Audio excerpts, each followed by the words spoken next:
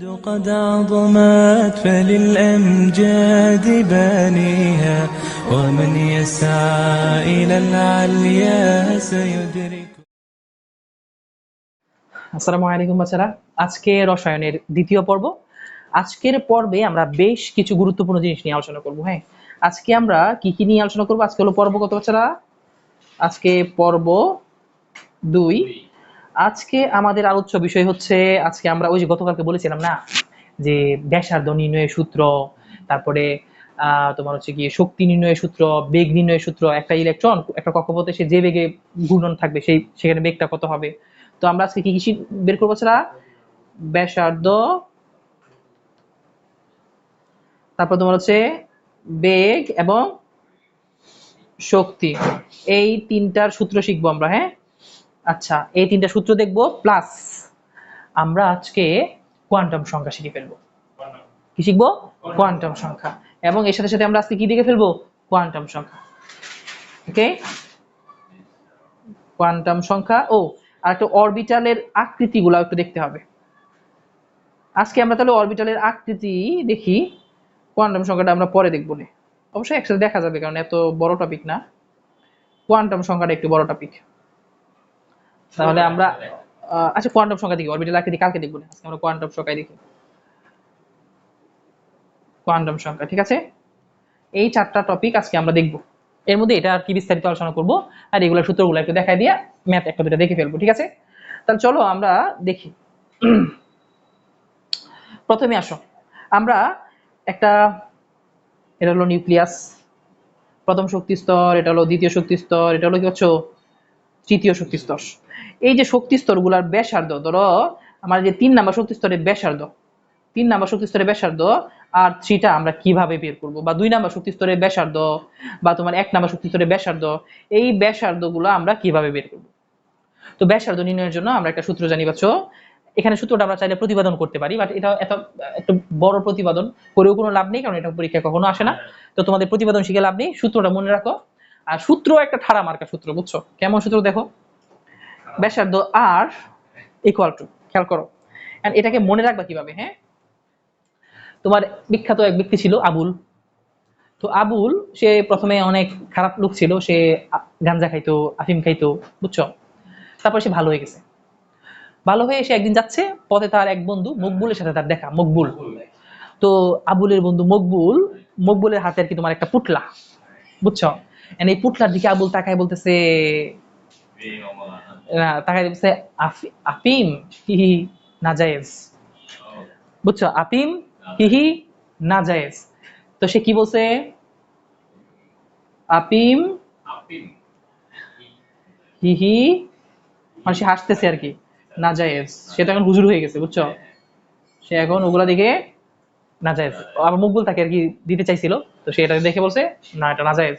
তো খেয়াল করো, এখান থেকে আমরা মনে রাখবো কিভাবে। আপিম, হ্যাঁ, আ পিম। আর হচ্ছে তোমার হি হি, এইচ ই এইচ ই, নাজায়েজ এন জেড, বুঝছো। দেখো এখান থেকে আমাদের সূত্রটা কিভাবে মনে রাখবো আমরা।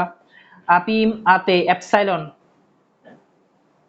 Epsilon naught pi, epsilon naught by pi m, epsilon naught by pi m, ঠিক আছে। এ তে এপসাইলন নট পাই এম, ঠিক আছে।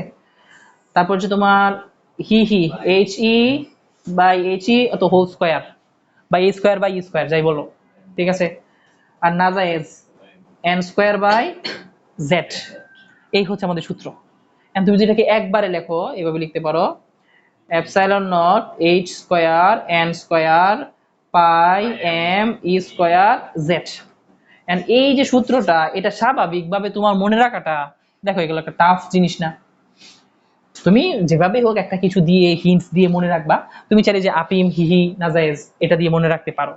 ওকে, তো বাচ্চা এইখানে খেয়াল করো, এখানে শুধুমাত্র জেড তো হলো পারমাণবিক সংখ্যা, আর আমরা এই সমস্ত ম্যাথ গুলো করি সব হাইড্রোজেনের জন্য। হাইড্রোজেনের পারমাণবিক সংখ্যা কত?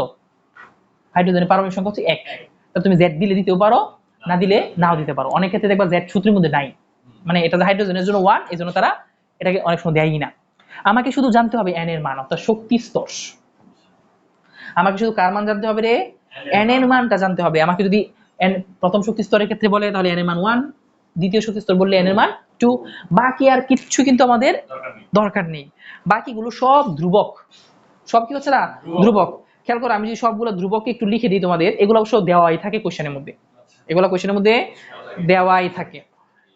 তো এপসাইলন নট এর মান হচ্ছে 8.854 ইন্টু 10 ইনভার্স 12। এইচ হচ্ছে প্লাঙ্কের ধ্রুবক, আর এপসাইলন হচ্ছে ভেদন যোগ্যতা। এপসাইলন নটটা কি বাচ্চারা, ভেদন যোগ্যতা। এইচ হচ্ছে প্লাঙ্কের ধ্রুবক, প্লাঙ্কের ধ্রুবক হচ্ছে 6.63 ইন্টু 10 ইনভার্স 34 জুল সেকেন্ড। আর পায়ের মান তো তোমাদের মুখস্থই আছে 3.1416। এম হচ্ছে ইলেকট্রনের ভর, ইলেকট্রনের ভর হচ্ছে 9.1 ইন্টু 10 ইনভার্স 31 কেজি। আর ই হচ্ছে ইলেকট্রনের charge 1.6 into 10 inverse 19 coulomb. Z পারমাণবিক সংখ্যা 1। এই এপসাইলন নটের এককটা কি খেয়াল করো, এপসাইলন নটের একক নরমালি আমরা তোমার হচ্ছে গিয়ে একটা সূত্র তোমরা জানো না, যে আমরা বল নির্ণয় করার সময় কি সূত্র ইউজ করতাম, এপসাইলন নট মানে 1 বাই সরি আমরা এখানে সি দিয়ে করি, c is equal to q1 q2 by r square. তো এখান থেকে সি এর এককটা বের করি আমরা। হ্যাঁ খেয়াল করো, তোমার যদি কোনো সময় কোনো কিছুর একটা একক মনে না থাকে তখন সেটার যে সূত্র সেখান থেকে তুমি এককটাকে বের করে নিতে পারো। সি এর এককটা আমরা বের করব, সি হলো একটা ধ্রুবক, আর সি সমান সমান 4 পাই এপসাইলন নট। সি সমান সমান কি 1 বাই 4 পাই এপসাইলন নট। তাহলে সি এর একক যা, এপসাইলন নটের একক তার উল্টা, কারণ দুইটা সম্পর্ক কি রে, ইনভার্স সম্পর্ক না। তাহলে এটা যা একক হবে এটার একক কি হবে তার উল্টা। তাহলে চলো এটার এককটা বের করি। এফ এর একক কি রে, নিউটন। আর মিটার, দুইটা মিটার আছে, মিটার স্কয়ার।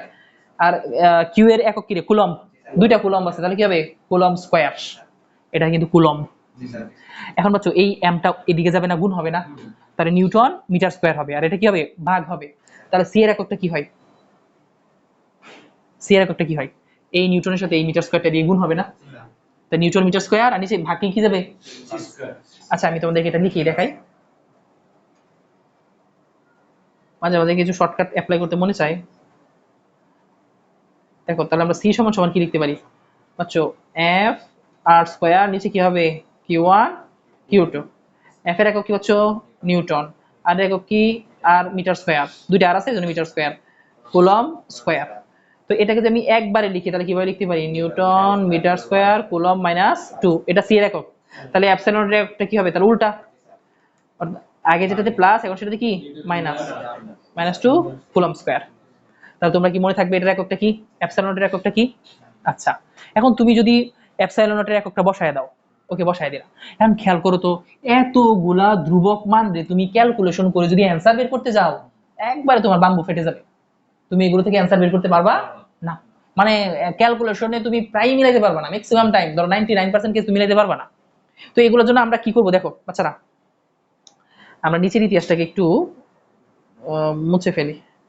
আমরা আর সমান সমান তো এই সূত্রটা পাইছি তাই না রে, আর সমান সমান এটা পাইছি, এটাকে আমরা একটু অপর পৃষ্ঠা নিয়ে যাই।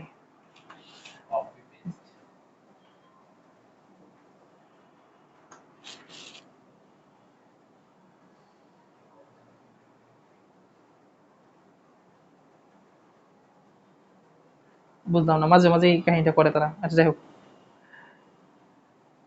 পোলাপান দেখো, তাহলে এখান থেকে যদি আমরা ম্যাথটা করতে যাই, আমার তো এন ছাড়া বাকি সবাই ধ্রুবক, তো সবার ক্যালকুলেশন করে মানটা মনে রাখলেই তো হয়।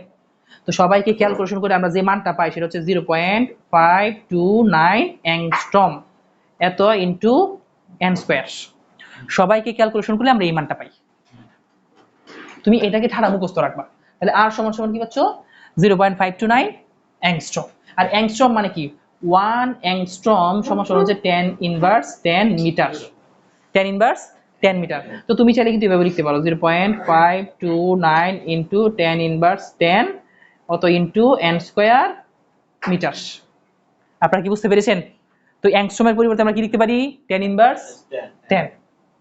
তো আপনি অ্যাংস্ট্রম দিয়েও রাখতে পারেন বা মিটারেও নিতে পারেন। তো খেয়াল করেন তো, এতটুকু জিনিস কি আপনি মুখস্থ রাখতে পারবেন না? এটা পুরা ক্যালকুলেশন করা চাইতে এতটুকু জিনিস মুখস্থ রাখাটা বেশি বেটার হবে না? আচ্ছা তো সূত্রটা মনে রাখতে পারবেন শর্টকাট দিয়ে, এই মানটা মনে রাখতে পারবেন, তাহলে কি আপনারা আর বের করতে পারবেন। ওকে, এখন আসো আমরা আর এককটা মিটার। হ্যাঁ, এখন আমরা বেগ বের করা শিখি। বেগ ভি সমান সমান কি হবে? বেগ ভি সমান সমান হয় বাচ্চারা, আমরা ই স্কয়ার ভাগ হচ্ছে 2 এপসাইলন নট এইচ।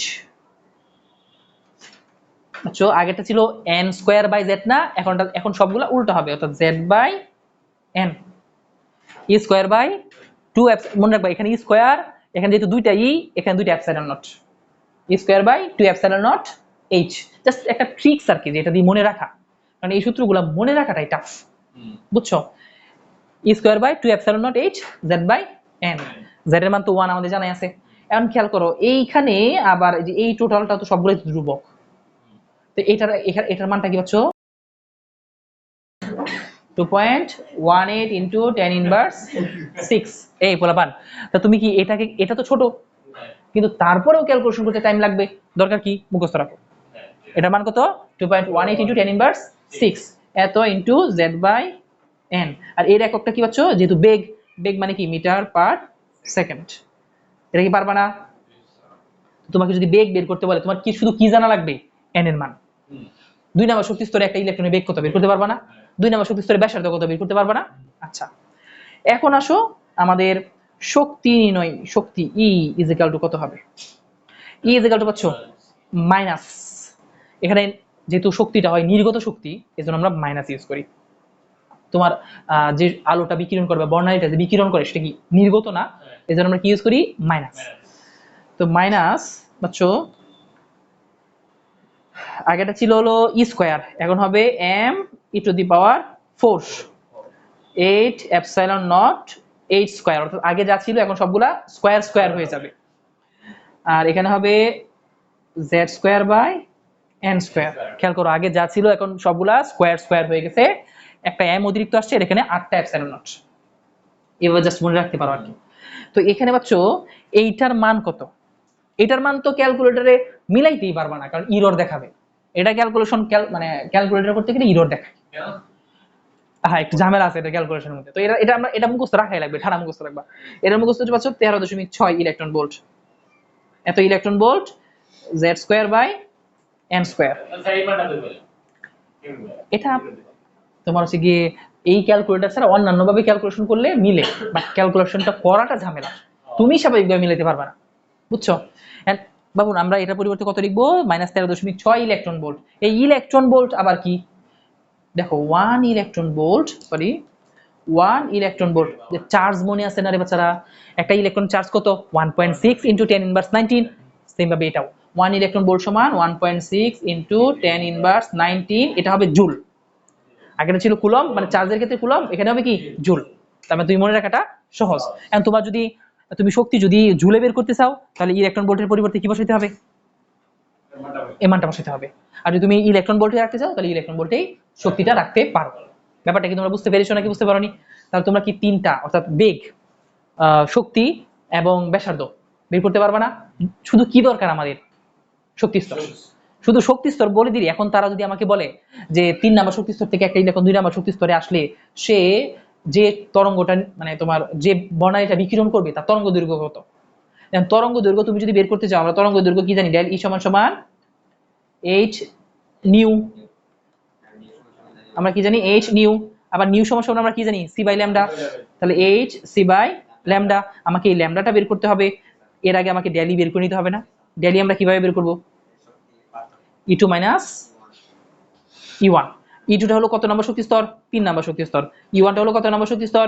2 নম্বর শক্তি স্তর। তাহলে 2 নম্বর শক্তি স্তরের শক্তি এবং 3 নম্বর শক্তি স্তরের শক্তি তোমরা কি এই সূত্র দিয়ে বের করতে পারবা না?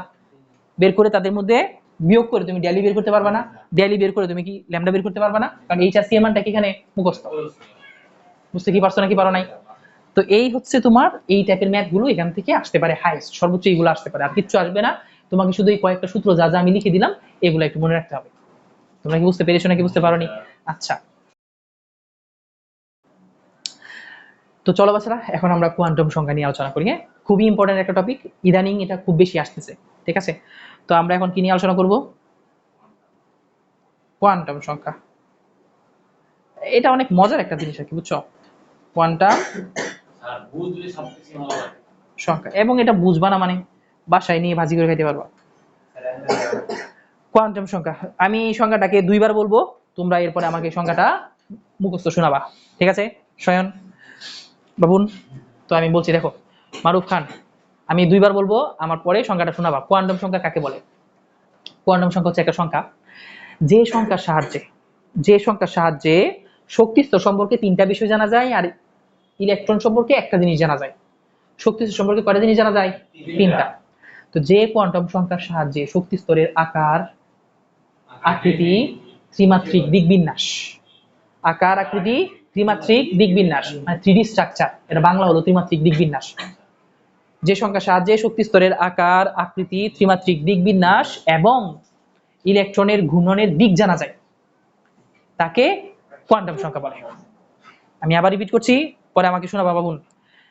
যে সংখ্যার সাহায্যে শক্তি স্তরের আকার, আকৃতি, ত্রিমাত্রিক দিকবিন্যাস এবং ইলেকট্রনের ঘূর্ণনের দিক জানা যায়, তাকে কোয়ান্টাম সংখ্যা বলে। বলো তো দেখি।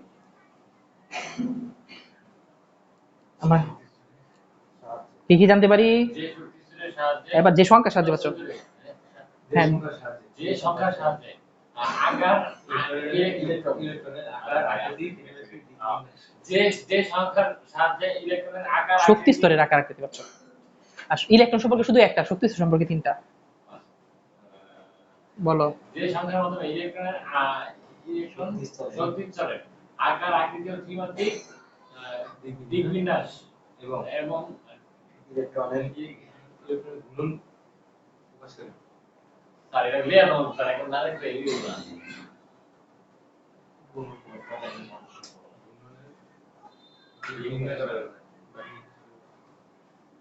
চলো, আমরা, তোমার কোয়ান্টাম সংখ্যা হচ্ছে এমন একটা সংখ্যা যে সংখ্যার সাহায্যে শক্তি স্তরের আকার, আকৃতি এবং ত্রিমাত্রিক দিকবিন্যাস, যে সংখ্যার সাহায্যে শক্তি স্তরের আকার, আকৃতি, ত্রিমাত্রিক দিকবিন্যাস এবং ইলেকট্রনের ঘূর্ণনের দিক জানা যায়, ইলেকট্রনের ঘূর্ণনের দিক জানা যায়। শক্তি স্তরের আকার, আকৃতি, ত্রিমাত্রিক দিকবিন্যাস এবং ইলেকট্রনের ঘূর্ণনের দিক জানা যায়, তাকে কোয়ান্টাম সংখ্যা বলে। যে সংখ্যার সাহায্যে শক্তি স্তরের আকার, আকৃতি, ত্রিমাত্রিক দিকবিন্যাস এবং ইলেকট্রনের ঘূর্ণনের দিক জানা যায়, তাকে কোয়ান্টাম সংখ্যা বলে। ঠিক আছে?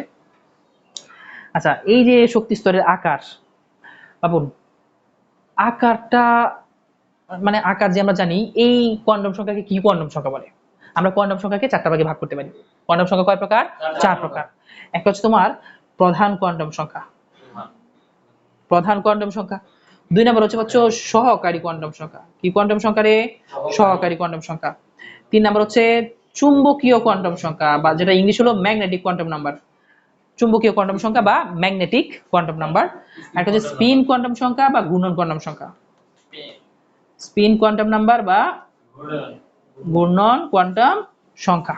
আমাদের কোয়ান্টাম সংখ্যা কয় প্রকার? 4 প্রকার: প্রধান, সহকারী, চুম্বকীয়, ঘূর্ণন। প্রধানের ইংলিশ হচ্ছে প্রিন্সিপাল, সহকারী হচ্ছে অ্যাজিমুথাল, চুম্বকীয় হলো ম্যাগনেটিক, আর ঘূর্ণন হলো স্পিন। ঠিক আছে? আচ্ছা, এখন তোমাকে যদি বলে প্রধান কোয়ান্টাম সংখ্যা কাকে বলে, তোমাকে যদি জিজ্ঞেস করে প্রধান কোয়ান্টাম সংখ্যা কাকে বলে, তুমি বলবা যে কোয়ান্টাম সংখ্যার সাহায্যে শক্তি স্তরের আকার জানা যায় তাকে প্রধান কোয়ান্টাম সংখ্যা বলে। সহকারী কোয়ান্টাম সংখ্যা কাকে বলে? যে কোয়ান্টাম সংখ্যার সাহায্যে শক্তি স্তরের আকৃতি জানা যায় তাকে সহকারী কোয়ান্টাম সংখ্যা বলে। চুম্বকীয় কোয়ান্টাম সংখ্যা কাকে বলে? যে কোয়ান্টাম সংখ্যার সাহায্যে শক্তি স্তরের ত্রিমাত্রিক দিকবিন্যাস জানা যায়, শক্তি স্তরের ত্রিমাত্রিক দিকবিন্যাস জানা যায়, তাকে চুম্বকীয় কোয়ান্টাম সংখ্যা বলে। আর ঘূর্ণন কোয়ান্টাম সংখ্যা কাকে বলে? যে কোয়ান্টাম সংখ্যার সাহায্যে ইলেকট্রনের ঘূর্ণনের দিক জানা যায়, তাকে ঘূর্ণন কোয়ান্টাম সংখ্যা বলে। তার প্রত্যেকটা সংখ্যা বলতে পারবা না? আচ্ছা, প্রধান কোয়ান্টাম সংখ্যাকে বাচ্চো n দ্বারা প্রকাশ করা হয়, সহকারী কোয়ান্টাম সংখ্যাকে l, চুম্বকীয় কোয়ান্টাম সংখ্যাকে ম্যাগনেটিক থেকে m, আর এটার ঘূর্ণন থেকে স্পিন থেকে s দ্বারা প্রকাশ করা হয়। কোনটাকে কি দ্বারা প্রকাশ করা হয়, কোনটার সংজ্ঞা কি, এগুলা কি বুঝতে পেরেছো নাকি বুঝতে পারোনি? আচ্ছা, এখন আসো বাচ্চো পোলাপান, আমরা এখানে একটা জিনিস একটু বুঝাই দিই, আকার জিনিসটা কি আর আকৃতি জিনিসটা কি। আকার আর আকৃতির মধ্যে পার্থক্য কি? সিম্পল জিনিস, আকার মানে হচ্ছে সাইজ, আর আকৃতি মানে হচ্ছে শেপ। শেপ মানে হচ্ছে এটার গঠনটা কেমন, আকৃতিটা কেমন, আর সাইজ মানে কি এটা বড় নাকি ছোট। আর ত্রিমাত্রিক দিকবিন্যাস হচ্ছে 3D স্ট্রাকচার। ত্রিমাত্রিক দিকবিন্যাস মানে কি 3D স্ট্রাকচার, বুঝতে পেরেছো? আচ্ছা, আর ঘূর্ণনের দিক তো ঘূর্ণনের দিকই, এটাতে একটু পরে আলোচনা করছি। তো আপনারা কি এই পর্যন্ত বুঝতে পেরেছেন? প্রধান কোয়ান্টাম সংখ্যা বা তোমার হচ্ছে গিয়ে প্রধান কোয়ান্টাম সংখ্যার সাহায্যে আমরা আকার জানতে পারি। প্রধান কোয়ান্টাম সংখ্যাকে n দ্বারা প্রকাশ করা হয়। আর n এর মানগুলো কত হয় বাচ্চারা? শক্তি স্তর। n মানে শক্তি স্তর কি কি হয়? k l m n। শক্তি স্তরগুলো কি কি হতে পারে? k l m n হতে পারে। k এর মান কত রে বাচ্চু? 1, l এর মান কত? 2, m এর মান কত? 3, n এর মান কত? 4। এটা তো তোমাদের সবার জানা আছে তাই না? k l m n। আচ্ছা, এখন আসো এই যে কে এল এম এন আছে আমাদের, এগুলো তো আমরা জানি শক্তি স্তর, 1 নাম্বার শক্তি স্তর, 2 নাম্বার, 3 নাম্বার, 4 নাম্বার। এন্ড এই শক্তি স্তর থেকে না, এটা কিন্তু উপশক্তি স্তর। প্রধান কোয়ান্টাম সংখ্যা আসলে কি? শক্তি স্তর। প্রধান কোয়ান্টাম সংখ্যা আসলে কি? শক্তি স্তর। আর সহকারী কি? উপশক্তি স্তর, বুঝছো? আর চুম্বকীয় হলো কি? অরবিটাল। চুম্বকীয় কি বলছো? অরবিটাল, বুঝছো কি বাচ্চারা? প্রধান কোয়ান্টাম সংখ্যা হচ্ছে শক্তি স্তরকে বোঝাই, সহকারী কোয়ান্টাম সংখ্যা হচ্ছে উপশক্তি স্তর, আর চুম্বকীয় কোয়ান্টাম সংখ্যা হচ্ছে অরবিটাল। মনে থাকবে? তো আমরা শক্তি স্তরগুলো কি কি জানি? 1 2 3 4 শক্তি স্তর হয়। আচ্ছা, এখন আসো এই যে উপশক্তি স্তরের মান বা এল এর মানটা কার উপর নির্ভরশীল? এন এর মানের উপর নির্ভরশীল। এল এর মান কার উপর নির্ভরশীল? এন এর মান। সেটা কিভাবে হয় জানো? এল এর মানটা এন এর মানের উপর নির্ভরশীল। সেটা কত জানো? 0 থেকে, সরি 0 সহ এল এর মানটা এই মান থেকে বের করতে হয়, এন এর মান থেকে বের করতে হয়, বুঝছো? এই জন্য আমরা বলতে পারি যে এল এর মানটা এন এর মানের উপর নির্ভরশীল। এবং সেটা কত? 0 সহ n-1 পর্যন্ত। বললো কি বললাম? 0 সহ n-1 পর্যন্ত। এখন দেখো তো বাচ্চু, খেয়াল করো, n এর মান প্রথমে কত আছে? 1। এখানে 1 বসাও। 1 - 1 মানে কি? 0। তো প্রথম অর্থাৎ n যখন 1 তখন l এর মানটা কত হচ্ছে? 0। 0 থেকে 0, 0 থেকে 0 মানে কি? বা 0 সহ 0 মানে কি? এখানে আমরা 0 সহ l, এখানে তাহলে কি হবে? 0ই হবে। আচ্ছা, পরেরটা আসো, n এর মান কত? 2। এই জায়গায় 2 বসাও। 2 থেকে 1 গেলে কত থাকে? 1 না? 0 সহ 1, 0 সহ 1 মানে কি? 0 ও থাকবে 1 ও থাকবে। এখানে 0 সহ কথা না বলে 0 থেকে বলো, 0 থেকে বলি, হ্যাঁ তাহলে সুন্দর হবে। 0 থেকে n-1 পর্যন্ত। তো খেয়াল করো, যখন আমি এখানে 2 বসাইছি, 2 থেকে 1 গেলে কত থাকে? 1 না? 0 থেকে 1 পর্যন্ত মানে কি? 0 1। আমি এখন এই 3টা এখানে বসাচ্ছি n এর জায়গায়। তো n এর জায়গায় যদি তুমি 3 বসাও, 3 - 1 2, 0 থেকে 2, 0 থেকে 2 কি কি আছে? 0 1 2। আমি 4, n এর মানটা যদি 4 এখানে বসাই, এখানে যদি 4 বসাই পাচ্ছ তাহলে কত হবে? 4 থেকে 1 গেলে কত থাকে? 3। তা 0 থেকে 3 মানে কি? 0 1 2 3। এটা কি তোমরা বুঝতে পেরেছো? তাহলে আমরা l এর মানটা কার মান থেকে বের করেছি? n এর মান থেকে বের করেছি। এটা কি তোমরা বুঝতে পেরেছো না? আচ্ছা, এখন আসো এই যে এখানে আমরা l এর মানগুলো কি কি পাইছি? l এর মানগুলো পাইছি হলো 0 1 2 3। এই 4টা মান আমরা কার পাইছি? l এর মান। 4টা মান কার পাইছি? l এর মান। ব্যাপারটা কি বুঝছো? এখানে n এর মানগুলো 1 কে k দ্বারা, 2 কে l দ্বারা, 3 কে m দ্বারা, 4 কে n দ্বারা প্রকাশ করা হয়তো না? সেম ভাবে এগুলাকেও প্রকাশ করা হয়। অর্থাৎ এখানে যতগুলো মান পাবা এগুলাকে কিছু না কিছু দ্বারা প্রকাশ করা হয়। তো এখানে তখন 0 কে প্রকাশ করা হয়েছে s দ্বারা, 1 কে p দ্বারা, 2 কে d দ্বারা এবং 3 কে f দ্বারা প্রকাশ করা হয়। তাহলে এগুলা কি পাচ্ছ? উপশক্তি স্তর। SPDF কি? উপশক্তি স্তর। ব্যাপারটা কি বুঝছো? আচ্ছা, যাকে যেখানে s এর মান কত? 0, p এর মান কত? 1, d এর মান কত? 2 এবং f এর মান কত? 3। আপনারা কি বুঝতে পেরেছেন? আচ্ছা, এখন আসেন m এর মানগুলো বের করব। এই m এর মানটা আবার l এর মানের উপর নির্ভরশীল। m এর মানটা l এর মানের উপর নির্ভরশীল। তো সেটা কিভাবে বের করতে হয়? তো চলো সেটা বের করাটা একটু লিখে দিই। সেটা হচ্ছে কি বাচ্চারা জানো? সেটা হচ্ছে -l থেকে 0 সহ +l পর্যন্ত। -l থেকে 0 সহ +l পর্যন্ত। খেয়াল করো, আমি যদি একটু দেখি এখানে, যখন l এর মানটা 0 তখন m এর মানটা কি হবে? -0 0 +0। এখন শূন্যের জায়গায় তো আর প্লাস মাইনাস বসে না, তাহলে শূন্যই থাকবে। তারপরে আসো, এল এর মানটা যখন 1 তখন এম এর মানটা কত হবে মাইনাস এল থেকে 0 সহ প্লাস এল, মাইনাস এল থেকে 0 সহ প্লাস এল, অর্থাৎ এল এর মান যা হবে সেটা মাইনাস প্লাস 0 সহ হইতে হবে। দেখো তো এল এর মানটা যখন 1 তখন এম এর মানটা কত হবে -1 0 প্লাস 1, -1 0 প্লাস 1। পরেরটা আসো 2, -2 থেকে একবার +2 পর্যন্ত। তো -2 থেকে +2 পর্যন্ত মানে কি -2 -1 0 +1 +2।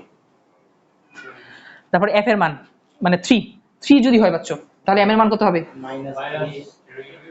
-3 থেকে একবারে -3 -2 -1 0 1 মানে +1 +2 +3, হ্যাঁ +1 +2 +3। এম এর মান যখন বের করব তখন ওই যে মানে প্রত্যেকটা সংখ্যার পরেরটার আগেরগুলো সব নিয়ে নিতে হবে। -l থেকে 0 সহ +l পর্যন্ত, এটা কি মাথায় রাখতে হবে, ঠিক আছে? এটা কি আপনারা বুঝছেন? আচ্ছা, তাহলে দেখেন তো আমি l এর জন্য যে মানগুলা পাইছি, l এর জন্য আমরা সরি l এর জন্য m এর যে মানগুলা পাইছি এগুলাকে কিছু না কিছু দ্বারা প্রকাশ করা হয়। কি কি দ্বারা প্রকাশ করা হয় আমরা যদি একটু লিখে দিই।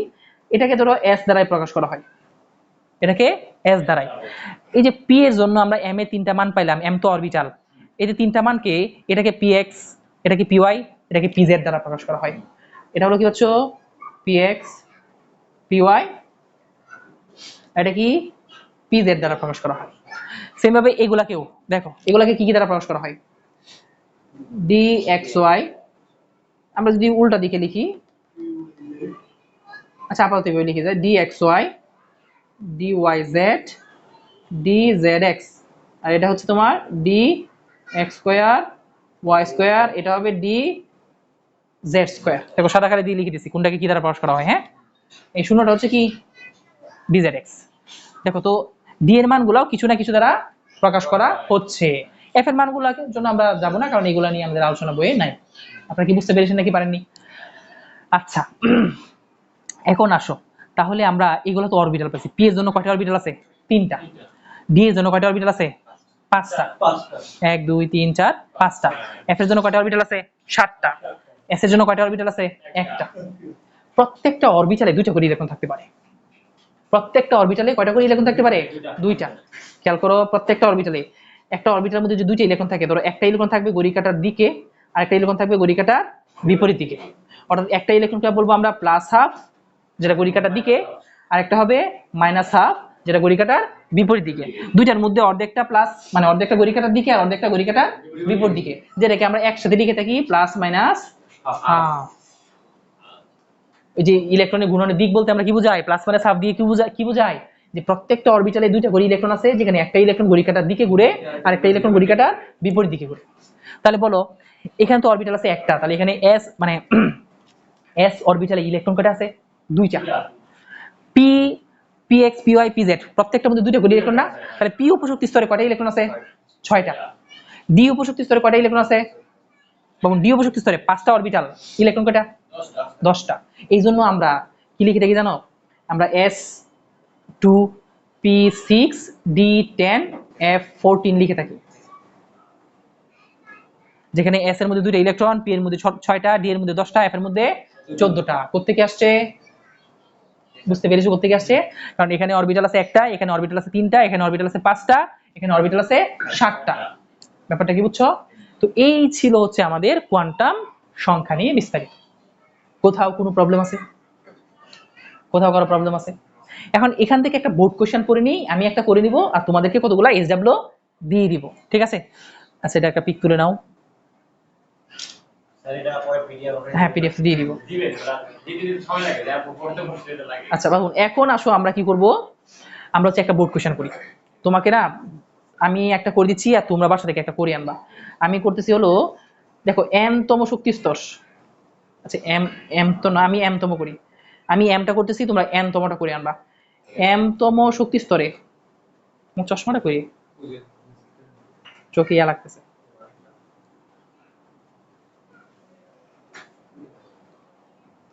বলো m তম শক্তি স্তরে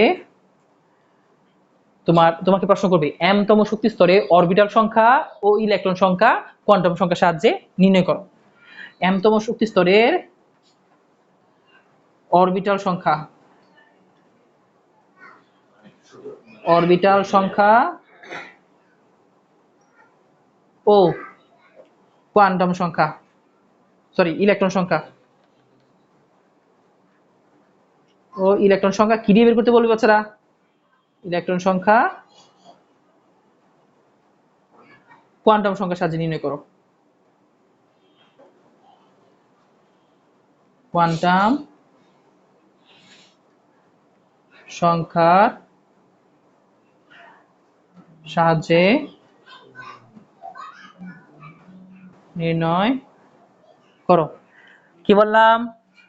m তম শক্তি স্তরের অরবিটাল সংখ্যা ও ইলেকট্রন সংখ্যা কিসের সাহায্যে নির্ণয় করতে হবে? কোয়ান্টাম সংখ্যার সাহায্যে নির্ণয় করতে হবে। তোমরা কি বুঝতে পেরেছো? তো তুমি কোয়ান্টাম সংখ্যা ইউজ করে m তম শক্তি স্তরের জন্য হ্যাঁ তুমি কি বের করবা? অরবিটাল সংখ্যাও বের করবা, ইলেকট্রন সংখ্যা বের করবা। ঠিক আছে, এখন ওরা পরীক্ষায় ইলেকট্রন সংখ্যাও চাইতে পারে অথবা অরবিটাল সংখ্যাও চাইতে পারে, যে কোনো একটা চাইবে, অরবিটাল সংখ্যা অথবা ইলেকট্রন সংখ্যা, আমরা দুটোই শিখে রাখি। তো খেয়াল করো আমার n এর মান কত দেওয়া আছে? m মানে কত? 3। m মানে কত? 3। তো খেয়াল করো n এর মান যদি 3 হয়, এই এদিকে তাকাও, অন্যদিকে সরো না। n এর মান যদি 3 হয় তাহলে l এর মান কত হবে? সূত্রটা কি জানা আছে আমাদের?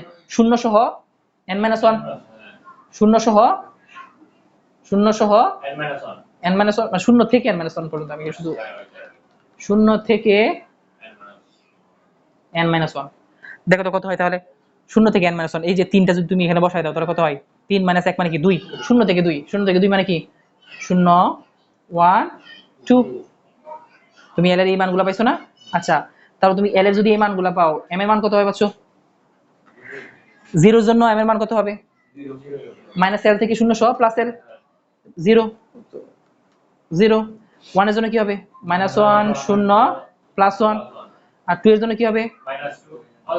-2 -1 0 প্লাস 1 প্লাস 2। এটা কি বুঝতে পেরেছো নাকি? তাহলে আমি যদি m এর মানটা পেয়ে যাই তাহলে আমি অরবিটাল সংখ্যা বলতে পারবো না?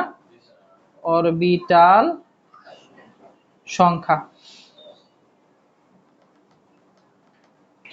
অরবিটাল সংখ্যা। তাহলে বাচ্চা অরবিটাল সংখ্যা কত হয়? এটার জন্য অরবিটাল সংখ্যা কত হবে? 0 যদি হয় তাহলে অরবিটাল সংখ্যা কয়টা হবে? একটা। অরবিটাল সংখ্যা কয়টা হবে? একটা। এখানে অরবিটাল সংখ্যা কয়টা? 3টা। অরবিটাল সংখ্যা হলো 3টা। আমি যদি একটু তোমার আঁকায় ফেলি,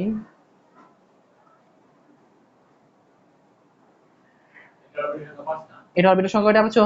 5টা। আমরা কি অরবিটাল সংখ্যা পেয়ে গেছি? আচ্ছা, এখন আমরা একটু এটাকে এক সাইডে নিয়ে যাই, ছোট করে ফেলি, তাই না?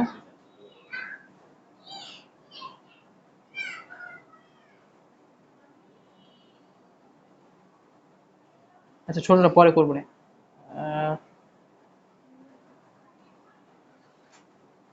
বেশি ছোট হয়ে গেছে না? হচ্ছে না, মাঝে মাঝে আবার সে কন্ট্রোলের বাইরে চলে যায়।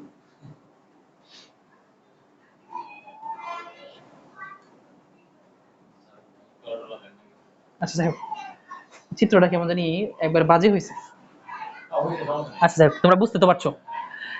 অরবিটাল সংখ্যা তুমি জানো, তাহলে মোট অরবিটাল সংখ্যা কয়টা হয়েছে এখানে? মোট অরবিটাল সংখ্যা কয়টা হয়? মোট অরবিটাল সংখ্যা কয়টা হয়েছে পাচ্ছো? মোট 9টা। মোট অরবিটাল সংখ্যা কয়টা? 9টা। এখন আমরা যদি ইলেকট্রন সংখ্যাটা বের করতে যাই, একটু খেয়াল করে দেখো, ইলেকট্রন সংখ্যাটা আমরা বের করছি। ইলেকট্রন সংখ্যাটা কেমনে বের করবো বাচ্চারা? আমরা কি বের করবো? স্পিন কোয়ান্টাম নাম্বার, তাই না? তো এখানে আমরা স্পিন কোয়ান্টাম সংখ্যাকে কি দ্বারা প্রকাশ করি? s। তো খেয়াল করো, আমাদের প্রত্যেকটা অরবিটালের মধ্যে কয়টা করে ইলেকট্রন আছে? 2টা না? তো আমরা কি করব? স্পিন কোয়ান্টাম সংখ্যার মধ্যে কি আছে? 2টা ইলেকট্রন আছে, একটা ঘড়ি কাঁটার দিকে আর একটা ঘড়ি কাঁটার বিপরীত দিকে। তো আমরা এখানে 1 এর সাথে গুণ করব হচ্ছে প্লাস মাইনাস হাফ।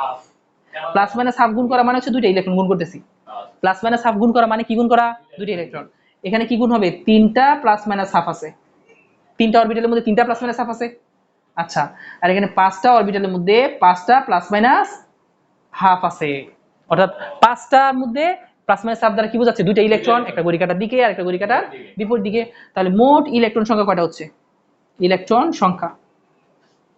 তোমরা কিন্তু কখনো ইলেকট্রন এভাবে ই দিয়ে লিখবা না, ইলেকট্রন কথাই লিখবা। ওকে, তাহলে এখানে ইলেকট্রন সংখ্যা কয়টা হচ্ছে? বলো তো বাবুল, ফাহিম বলো তো কয়টা হচ্ছে? হ্যাঁ, এখানে ইলেকট্রন হচ্ছে দুইটা, এখানে ইলেকট্রন কয়টা আছে? এবার দুইটা কেমন? ও নিচেরটা স্যার উপরে 3 দোকানে 6টা, এখানে কয়টা আছে? 10টা। তাহলে মোট ইলেকট্রন কয়টা আছে? মোট আছে হলো 18টা ইলেকট্রন। এবং এই যে আমরা 18টা ইলেকট্রন বের করলাম, এটা কিসের সাহায্যে বের করলাম? কোয়ান্টাম সংখ্যার সাহায্যে। এই যে আমরা 9টা অরবিটাল বের করলাম, কিসের সাহায্যে বের করলাম? কোয়ান্টাম সংখ্যার সাহায্যে। তুমি কি কোয়ান্টাম সংখ্যা ব্যবহার করে তোমার অরবিটাল সংখ্যা এবং ইলেকট্রন সংখ্যা বের করতে পারবা না? তো আমি এম এর জন্য করেছি, এবং অবশ্যই লেখাটা অনেক বাজে হয়েছে। আমি এম এর জন্য করেছি, তোমরা এন এর জন্য করে নিয়ে আসবা, ঠিক আছে? আচ্ছা, তখন সেখানে এন এর জন্য এন এর মান কত? 4। ক্লিয়ার? তো আজকে এই পর্যন্তই থাক। আমরা কোয়ান্টাম সংখ্যা পর্যন্ত পড়লাম, আর আগে যে সূত্রগুলো আছে সেগুলো দিয়ে ম্যাথগুলো আমরা এসডব্লিউ দিয়ে দিব, আর কোয়ান্টাম সংখ্যার এসডব্লিউ গুলো দিয়ে দিব শীট থেকে। তোমরা সুন্দর করে এসডব্লিউ করে আনবা, ঠিক আছে? তো ভালো থাকো, আসসালামু আলাইকুম। قد عظمت فللأمجاد بانيها ومن يسعى إلى العليا سيدركها بما فيها.